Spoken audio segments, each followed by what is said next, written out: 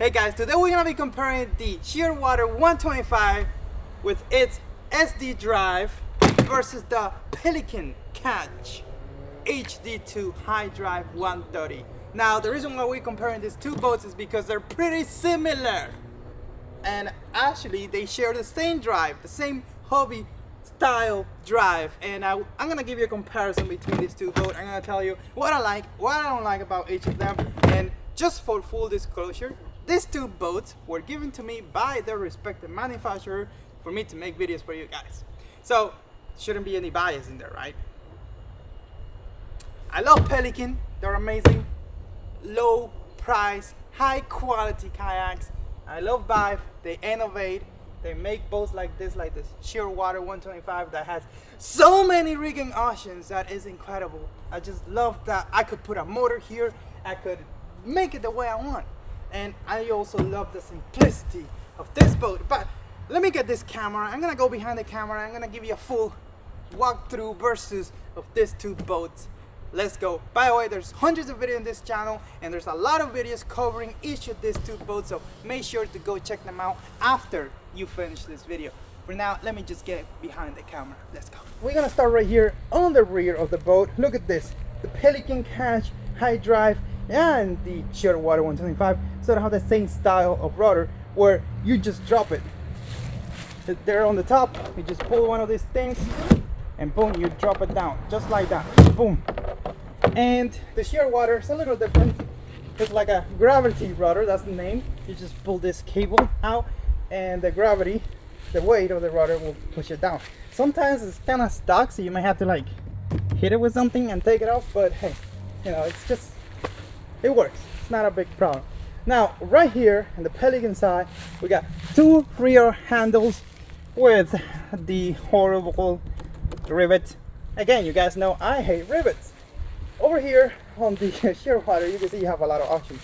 You have mounting plate for shallow anchor systems or electronic or manual. You have a rear handle right here, and then you have side handles underneath as well that you could use. You have a lot of options here. Another thing that both of the boats share is that, look at this, you got an access point right here in the back. Right there you also have another access point. Look at the tank well. Both tank wells are big. The Pelican Catch HYDRYVE had a nice decent sized tank well. You could put a cooler there, and also you have sort of like a nice area here where you could put a battery and it will not interfere so much with the seat if it's not too tall. Right here on the Shearwater 125, you have a bigger space, and you also have moldering areas where you can put batteries and stuff like that, and the seat could slide all the way back. Now let's talk about rod holders. Look at that, you got 4 flush mounted rod holders on the Shearwater 125, and then you got 4 more right here on the Catch Power HYDRYVE. But what I like about the Catch right here more than the Shearwater for the flush mounted rod holders is that you have options. You got rod holders that pretty much look this way and look that way, and over here you've got one that's looking forward in case you need to change lures or things like that. Better placement for the rod holder. Now you may hit your rod when you cast on this. Over here the rods will be kind of like looking down, so you may not hit it. Now let's talk about the seats. Dude, the Pelican seat is a comfortable seat. I really like how comfortable it is, and I really like all the little things that they built into it. Like, you got a pocket right here, look at that. You got like little pockets right here. On the back you have another little pocket, so you can store things on the seat itself, like maybe a water bottle or whatever you need to store. And this material is very comfy, and I like that it's not like a full mesh like this. It's not full mesh. Your butt is nicely, you could nicely sit in there and not feel those things eating your butt. Like right here, this mesh, over time this is not as comfortable as this, but that's it. The Shearwater seat, as you guys know, you got so many options, dude. You got low and high sitting position, you got the optional perch right there, you got the recliner option. Again, I'm not gonna show you guys all the options. Go watch the full in-depth walkthrough video of this boat that I'm gonna link, so you get all the different seating options. and you have a storage under the seat and rails and all the stuff. When it comes to the seat, the Shearwater seat is like next level stuff. But the Pelican one is a comfy one. Like, this is a comfortable seat. Again, that's my opinion. You may hate it, but that's my opinion. I like the seat. Now, the seat is just one sitting position. All the adjustments are made on the drive, on the Pelican Catch. And the Pelican Catch drive, the first generation had a lot of issues, but the second one doesn't have all those issues. This is a far better drive than the first generation. It's a solid drive. They improved the material, they improved the building, the manufacturing, everything is better on this drive. And the X drive, I mean, I just had this drive for like 2 months. I really can't say much about it. I don't hear a lot of, I do see posts of things breaking and stuff like that, but that's normal. Even the HYDRYVE, they get stuff broken all the time, so I wouldn't worry much about that. Now, both boats have some sort of like that drop-in pod that will hold the drive, which could be a problem sometimes. Again, there may be a lot of wobbly with the drive here on this boat. Over here, the same thing. I would say the Shearwater 125 definitely has an edge when it comes to the pod, because you could change it. You could use that pod, or if you just want to use the Bixpy motors, you could use that pod right there. So definitely the Shearwater definitely has an advantage when it comes to the pods. And the storage, look at this. You have a little place right there that you could put a fish finder, or you could just use it for storage if you don't want to use a fish finder right there. On the Pelican Catch, you have a lot of areas where you could put a fish finder, but it's not designed to take that. The Shearwater, that little pod goes underneath, and you could put the transducer underneath, and it's gonna be protected by the whole of the kayak itself, which is pretty good. Here on the Pelican Catch, you're gonna have to put it on the side, which I like it because I have a lot of boats and I don't want any transducer to be boat specific. But if you just buy one kayak, the transducer solution on the Shearwater 125 is better. Now, I really like this open deck, totally open deck design that you have on the Pelican Catch. I put coolers here, I put a seat here to take my son with me. You sort of have the same idea right here on the Shearwater, but it's not the same. You don't have the same space. Over here you have a lot more space. Look at that.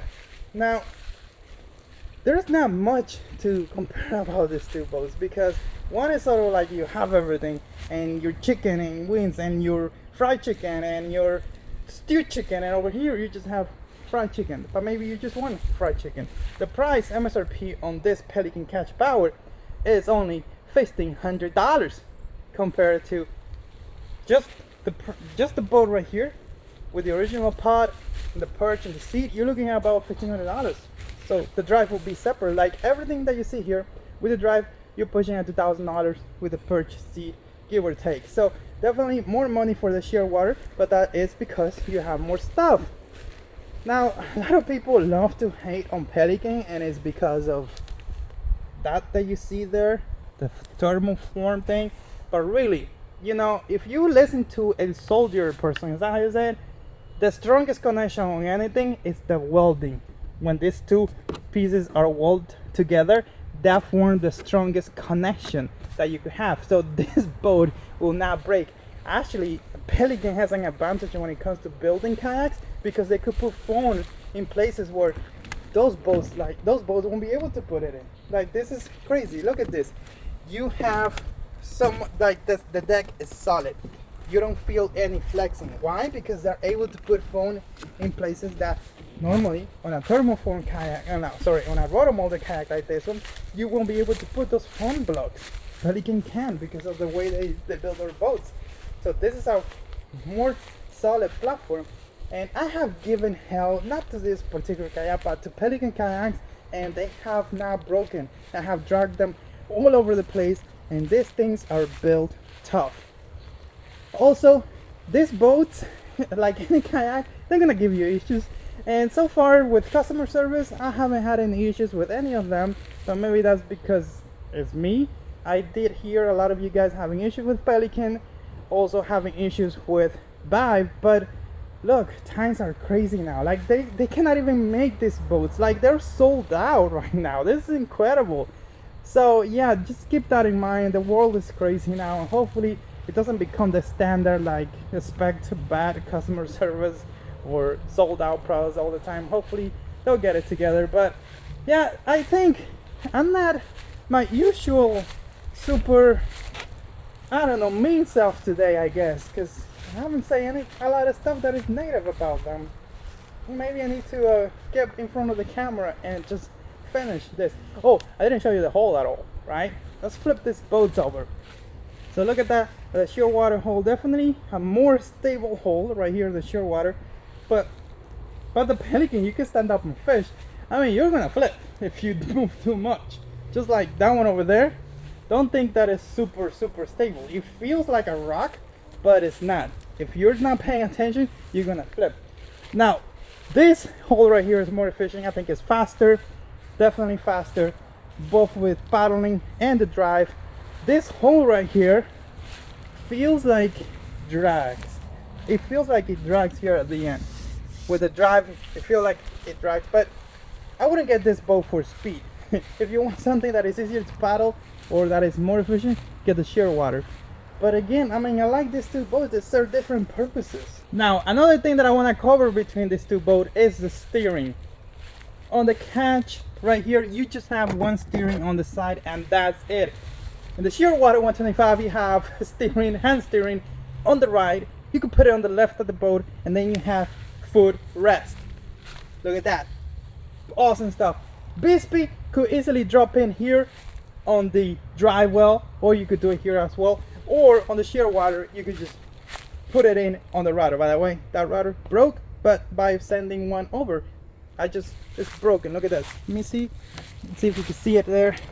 It's hard to see, but it's broken. I just crazy glue it, and it's really, look, it's like loose. It's broken.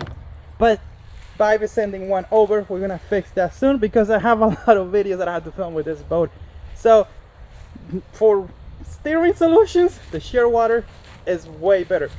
Gear tracks, I totally hate, well, not totally, but I despise these gear tracks as much as I despise the one that you have on the old towns, because these gear tracks are top loading, and sometimes it's difficult to put something in there. It's easy for something to fall off. I already lost accessories because of the gear tracks.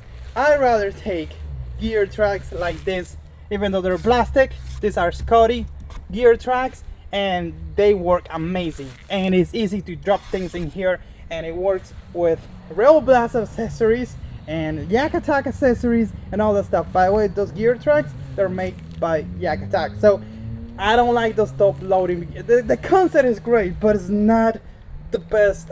And also the old town ones, they're horrible too. So they need to work on those gear tracks 100%.